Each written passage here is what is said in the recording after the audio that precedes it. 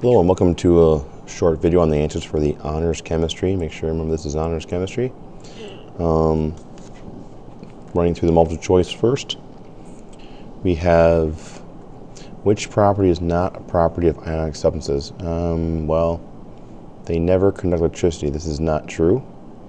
They can conduct electricity if you dissolve them in ionic solutions. Take a ionic salt, crystal, drop it in, and the cations separate, and it will able to conduct electricity through this solution, and this is called an electrolyte. Only ionic compounds are going to do that. A bond that shares would be covalent. Oxygen has six valence electrons and forms a -2 charge. This is hydrobromic acid. Bromous acid, bromic acid, that would be letter B. NAF is an ionic bond. I have a metal right here and non-metal, so that's ionic. An ionic bond is always a bond between usually cation and anion, but that would be the best option. That option is not available. The next best would be metal and non-metal, letter A. Given number too many halogens will form a -1 charge. You could probably know this, otherwise check your ion sheet. In an ionic formula, the first item listed is the metal. In industry, MnO2 is named as a covalent molecule, even though it might be ionic. What is the name? That'd be using prefixes. Manganese dioxide. Correct formula for H3PO4 would be, and actually this should say name. That is the formula. Name would be oxy acid, would be phosphoric acid. Next page, we're looking at a few different things here. We list the following salts in order of lowest to highest melting points. Okay, so we're looking at charges on these things, and if the charges are the same, then we'll look to atomic radius. Quickly just jot out the charges here: +1, -1, +3, -3, +2, -1, and then +2, -2. Those are all my charges. So this guy is going to be number 1. This guy will be number 2, followed by 3, followed by the highest melting point would be 4. This is therefore that one. 1 and then 4. Sorry, 1 and 3. Yes, this is the right one. 1, 3, and then 4, and then number 2 is last. All right. Based on, close that out. Based on the data table above, which of the following statements provides the best prediction for the boiling point of NaCl? Just looking at NaCl relative to these two guys, NaCl is a +1, -1. Fluorine in this guy here, because this is +1 here, and this is -1, this is +2, -2. So this one I would expect to be considerably higher, -2, and it is. So we're going to be pretty close to this one, but the fluorine is a little smaller than the chloride, fluorine chloride here, fluoride chloride. Being this is bigger, Coulomb's law states that it's going to be even slightly less than this guy is. So I would expect a number just a little bit underneath this one for the melting point of NaCl. Sodium chloride will have a lower, or in this case they're doing boiling points, it'll be the same thing. We'll have a lower boiling point than NaF because of the Coulomb attractions are weaker in NaCl than NaF. So that doesn't sound too bad. Let's see if we get anything better. NaCl will have a boiling point between those two. That's out because it's going to be smaller. NaCl will have a higher boiling point. No. NaCl will have a higher boiling point. No. It is A. All right. Number 13. We got a little chart here. We have calcium 194. That's picometers. It's a distance. And then we have an ionization energy, the amount of energy to remove an electron. Potassium is not giving the values here, but if you look on a periodic table, potassium and calcium, they're right next to each other. Potassium is here and calcium is here. So we expect calcium to be a little bit smaller than potassium, but not a whole lot. They have electrons. This guy's got 1, this guy's got 2. I would assume that their ionization energies would be similar. Being that this is a slightly smaller atom, although slightly, might expect it to be a slightly larger amount of ionization energy. So it says, based on data table above, which of the following are most probable values for atomic radius and the first ionization for potassium? Okay, so we're looking for a slightly smaller atom. So these are bigger, it's out, out. Okay, these two are smaller. So these are the two I'll pick from. And because it's smaller, I want a slightly larger, and that where C is going to be the answer, and this guy would be out. Just based off Coulomb's law.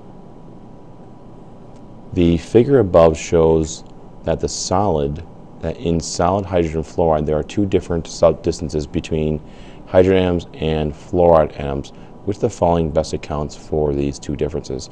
Well, this is a covalent bond here, and this would be accounting for the fact that there's a attraction between the positive of the hydrogen and the negative. This is going to have hydrogen bonding here, a negative and a positive. So there's going to be a hydrogen bond existing here. Let's see what it has here. A combination of the necessary bond angles in the formation of the solid. Doesn't sound all that great. Difference in the strength between the covalent bonds and intermolecular forces. That sounds pretty good. That's an intermolecular force here. That's the actual covalent bond. Let's keep moving. Different isotopes of fluorine present in samples. That doesn't really seem to appear to apply to anything we're doing. Uneven repulsions among non-bonding electron pairs. Even though that might not sound too bad, really nothing that we've covered in class. That would have nothing to do with the actual dashing of the bond here. This is representing an attraction, and therefore I'm going to go with B as my answer. Next page. All right, so we have some matching here. This molecule is polar. All right, a polar molecule. Only one here that would be polar would be sulfur dioxide.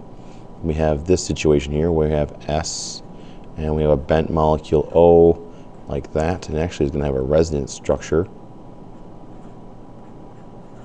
Don't forget your dots.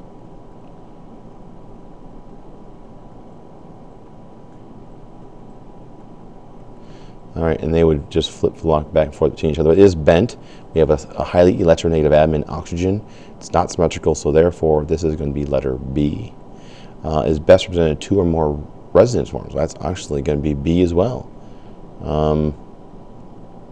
Bond contains the most energy when broken or formed. This is going to be a triple bond. Most energy. Single bond would be the least amount of energy. Only one to contain a triple bond here would be C. I'll just put it here. Required for humans to breathe. Okay, that'd be letter D, oxygen. I should make that a little bigger. An inorganic, an ionic compound, that would be metal, non-metal, letter A. And is an organic compound, that would be the carbon. We did a chapter on that earlier in the year, letter F. Most reactive halogen, well, we have 2 halogens here, this guy and this guy. And in this case, we get reactive as you go up as far as non-metals go, and fluorine is the most reactive non-metal of all of them, not just between these 2. So fluorine, due to its small atomic radius and its diligence to attract electrons, it is therefore the most reactive. Has the highest melting point. This is a good question. Of our types of bonding, we have ionic and we have covalent. Covalent have the opportunity to be both solids, liquids, and gases, but ionic compounds are always going to be solid because of the large attractions within them.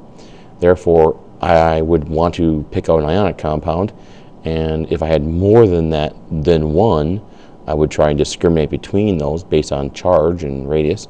But since I only have one, I will take letter A. All right, below here we're looking at some of our short answer. melting points of some common salts. In your own word, explain the drastic difference between these two.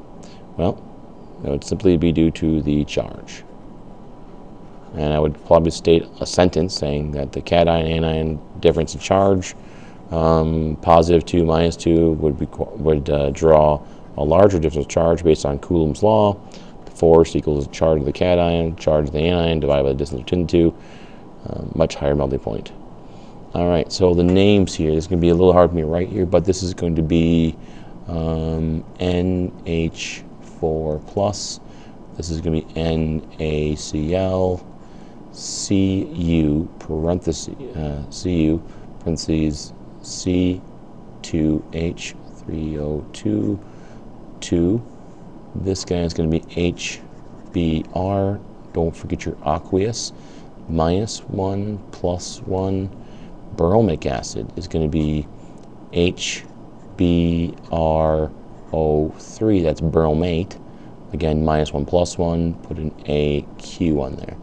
Bromous acid, again, every acid starts with an H. In this case, I want bromite. And then AQ for an acid.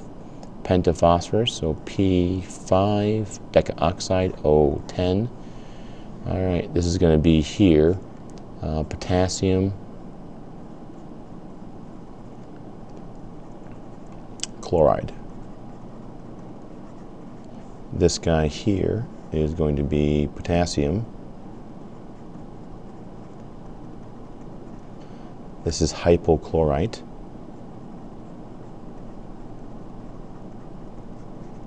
Here I have a unique chemical, copper. This is more than one version of copper, so it's copper 1 chloride. I know that because chloride is a -1 charge, and therefore it's balancing even 1 to 1. This is also -1 charge, so copper 1 will apply here as well, but that's perchlorate. Copper 1 perchlorate. All right, now I'm running out of room here, so I'm going to take my eraser, and I am simply going to erase some of these, and you can stop and rewind the video if you'd like, but we'll do the bottom section here. All right, so this guy here is sodium ionic, sodium nitrate. This is sulfuric acid. It's an oxyacid, so no hydro, just the name of the root, and ic because it's sulfate. This is a covalent compound, carbon tetrachloride. All right, so those ones are done.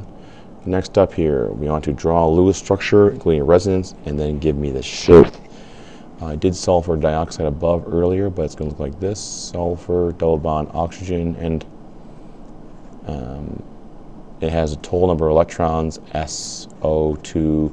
Each of them is contributing 6 times 2, grand total 18 electrons. 6 times 2, you can't see that real well, but 2, I'm going to start over just for clarification purposes so that people can see how I get to where I'm going. Start out with skeleton structure, 2, 4, 6, 8, 10, 12, 14, 16, 18, done. Short one pair here, cross off a neighbor and share. You'll need a resonance structure between these two, which will look like this.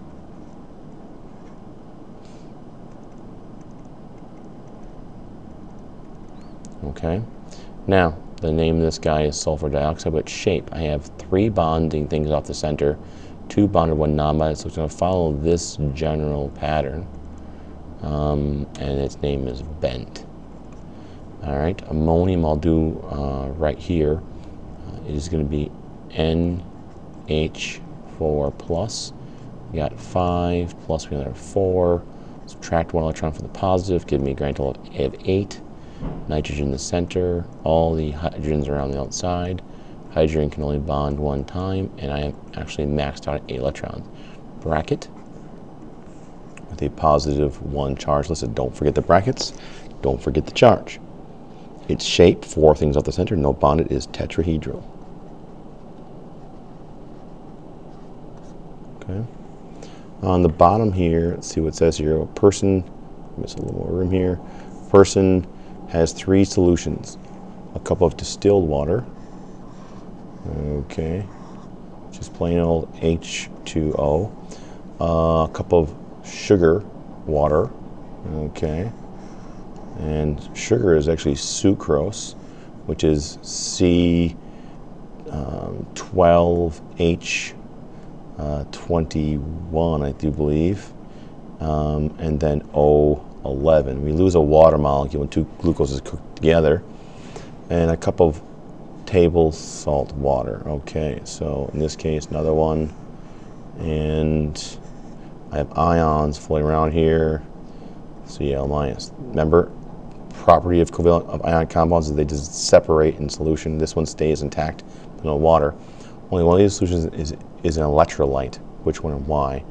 You need to indicate this is your electrolyte because we have free ions available, and those free ions will conduct electricity. Free ions are free charged particles. And that is the end of our review. Thank you very much.